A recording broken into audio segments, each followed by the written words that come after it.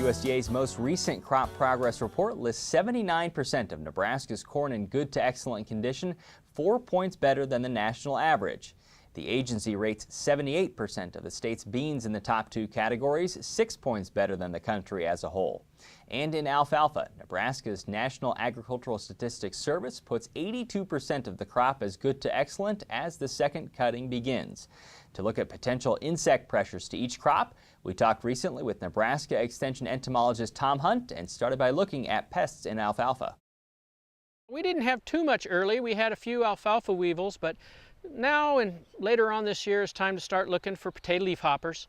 You know, they blow up from the south and are often carried in weather systems. So a good idea is when we have one of those weather patterns that comes up from Texas or from different places, is after that's come through, the next day or so when it's dry enough, go check your alfalfa. And I think what I'd probably be particularly looking for is probably potato leaf hopper. Another one that is around and I've heard is out and about are little grasshoppers. They're in the brome.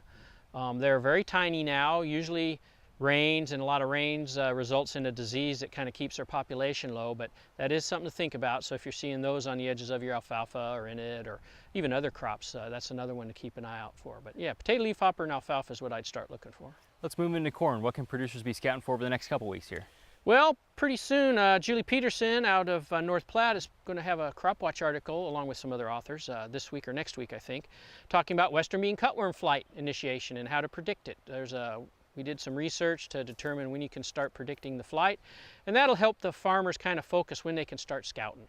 And you know, we have light traps at various stations so they can go online to the university, check those out. We also have a sampling plan that'll be in that article that if once they do start sampling, they can use that.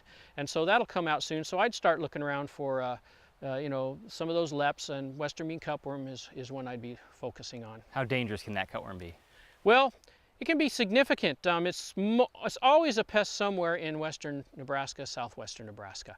And it's periodically a pest in northeast Nebraska. And we just don't know when it's going to be a bad year.